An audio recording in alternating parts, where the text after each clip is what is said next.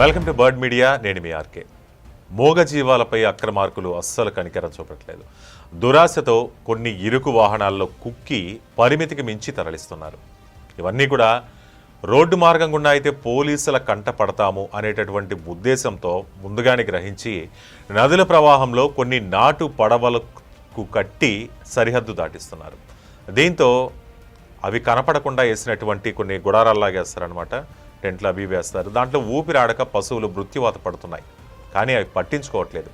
అక్రమార్కులు కేవలం ఆదాయంపైనే దృష్టి పెడుతున్నారు. ఇక పోలీసులు కొన్ని కేసులు నమోదు చేస్తున్నారు, అది అడపాదడప. కానీ పరిస్థితిలో మాత్రం ఏ మార్పు లేదు. ఈ నెల 23న దహేగాం మండలం లగ్గాం వద్ద 6 పశువులను అక్రమంగా తరలిస్తున్న 4గురిని టాస్క్ ఫోర్స్ పోలీసులు పట్టుకున్నారు.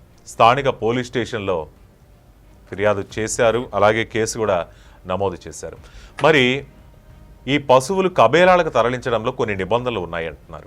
అసలు ఆ నిబంధనలు ఏం చెప్తున్నాయి, అనుమతులు ఎలా తీసుకోవాలి అనే చూస్తే మొత్తం కొమరంభీం జిల్లా వ్యాప్తంగా 2023 నాటికి కొన్ని లెక్కల ప్రకారం 2,64,000కు పైగా పశువులు ఉన్నాయని తేలింది. కౌటాల, జైనూర్, వాంకిడి మండలం సోనాపూర్లో కొన్ని పశువుల సంతలున్నాయి. రైతులందరూ కూడా వారాంతంలో ఈ పశువుల సంతలో క్రయ విక్రయాలు జరపడానికి కొన్ని నిబంధనలు ఉన్నాయి. ఈ నిబంధనలు తప్పనిసరిగా పాటించాల్సి ఉంటుంది. కానీ పశువులు కొనుగోలు చేసే గ్రామంలో సంబంధిత యజమాని అనుమతి దీనికి పొందాలి. ఫస్ట్ ఒక పశువును ధృవీకరిస్తూ గ్రామ పంచాయతీ కానీ వైద్యశాల నుంచి కానీ అనుమతులు తీసుకోవాలి. ఆవులను కబేలాలకు తరలించడానికి అనుమతి లేదు. అసలు కబేలాకు తరలించే ఎద్దు వయసు 14 సంవత్సరాలు లేదా అంతకన్నా ఎక్కువ ఉంటేనే మూగజీవాలను ఒక ప్రాంతం నుంచి మరో ప్రాంతానికి తరలించడానికి కొన్ని నియమ నిబంధనలు ఉన్నాయి. వాహనాల్లో గాలి, వెలుతురు ప్రసరించే విధంగా ఏర్పాటు చేయాలి. ఇబ్బంది కలగకుండా వాటికి ఆహారం పెట్టాలి, నీరు అందించాలి. ఆయా ప్రాంతాలు, రాష్ట్రాల చెక్పోస్ట్ సిబ్బంది ఉంటారు, అధికారులకు ఉంటారు. వారి అనుమతి పత్రాలన్నీ పొందాలి. కానీ వీళ్ళు ఎంతవరకు పాటిస్తున్నారు నిబంధనలు? కానీ ఈ నిబంధనలు పాటించట్లేదు అనే చెప్పాలి. చెక్పోస్టులు ఏర్పాటు చేశారు పోలీసులు. కానీ ఈ అక్రమార్కులు కొత్త తరహాలో మార్గాలను వెతుక్కుంటున్నారు. అది ఎలాగో చూద్దాం. పశువుల అక్రమ రవాణా పెరిగిపోవడంతో పోలీసులు చింతల మాడేపల్లి మండలం, గూడెం, డబ్బా, కౌటాల మండలం, తాటిపల్లి చౌరస్తాతో పాటు ఆ జిల్లాలోని పలు ప్రాంతాల్లో చెక్పోస్టులు కూడా ఏర్పాటు చేశారు. అసలు నిబంధనల ప్రకారం అయితే పశువుల సంతలకు తరలించి విక్రయాలు చేస్తే కట్టుదిట్టమైన చర్యలు చేపట్టారు. అయితే పశువుల వ్యాపారులు చెక్పోస్టులను తప్పించేందుకు ఎప్పటికప్పుడు సరికొత్త ఎత్తుగడలు. చింతల మాడేపల్లి కానీ కౌటాల మండలాల సరిహద్దుల్లో వార్దా, ప్రాణహిత నదులున్నాయి. ఈ నదుల నుంచి ప్రమాదకరంగా తీసుకెళ్తున్నారు మూగజీవాలను. ఇటీవల ఒక ఘటన జరిగింది. కౌటాల మండలం తాటిపల్లి వద్ద పశువుల్ని పడవలకు కట్టి వరదలో నీటిలో తరలించారు. వరద నీటి ప్రవాహానికి అసలు ఊపిరి లేక, ఊపిరి ఆడక, ఈదలేక ఈ పశువులన్నీ చనిపోయి. నిజంగా ఎంత హృదయ విదారకరమైన ఘటన అంటే అది. చనిపోయిన వాటిని అలాగే నీటిలోనే వదిలేశారు. ఇక చింతలమాడేపల్లి మండలం దిందా కావచ్చు, చిత్తామ గ్రామాల వద్ద ప్రాణహిత నది నీటి వరదలో మూగజీవాలను అక్రమంగా తరలించారు.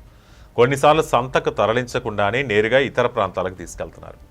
పోలీస్ శాఖ నిఘా పెడుతోంది. కానీ వీళ్ళ ఆగడాలకి అంతు పట్టట్లేదు. ఎందుకంటే కొత్త పందాలో తరలిస్తుంటారు.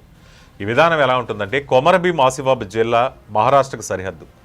ఇక్కడ పశువుల సంతలకు మహారాష్ట్రలోని పలు ప్రాంతాల నుంచి పశువులు తరలిస్తారు. కౌటాల పశువుల సంతకు మహారాష్ట్రలోని గడ్చిరోలి జిల్లా, అహేరి, ఆళ్లపల్లి, చంద్రాపూర్ జిల్లాల పలు ప్రాంతాల నుంచి ఇక్కడ పశువులు తీసుకొచ్చి అమ్ముతుంటారు.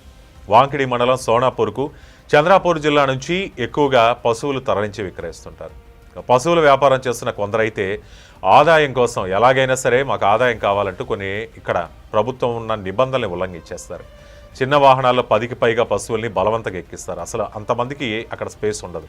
కానీ పదుల సంఖ్యలో పశువుల మూతులకి, కాళ్ళకి తాళ్లతో పట్టి బంధించి ఊపిరాడకుండా చేసి మార్గ మధ్యంలోనే అవి మృత్యువాత పడేదానికి కారణమవుతున్నారు.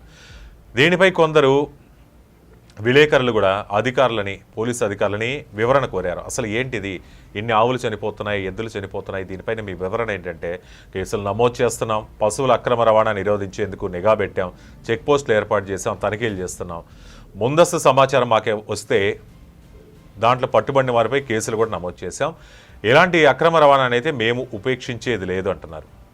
ప్రజలు పోలీసులకు సహకరించాలి, వాళ్ళకి సమాచారం కూడా ఇచ్చాలి. అయితే ప్రజలు కూడా దీంట్లో భాగస్వామ్యులు కావాలి. ఎక్కడన్నా ఏదైనా సమాచారం అందిస్తే పోలీసులకు సమాచారం ఇస్తే వాళ్ళు సాధ్యమైనంత వరకు వాళ్ళని పట్టుకుంటారు, శిక్ష వేస్తారు, కేసులు నమోదు చేస్తారు. ఏదేమైనా కానీ పోలీసుల అలసత్వం కావచ్చు, అక్రమార్కుల అడ్డదారులు కావచ్చు, మూగజీవాలు అయితే బలైపోతున్నాయి. దీనికి ప్రజలు కూడా స్పందించాలి.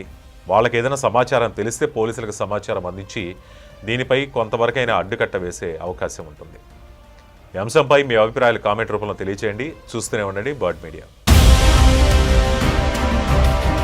ఈ వీడియో కనుక మీకు నచ్చినట్టయితే లైక్ చేయండి, షేర్ చేయండి, సబ్స్క్రైబ్ చేయండి. అలాగే పక్కనే ఉన్న బెల్ ఐకాన్ని క్లిక్ చేయండి.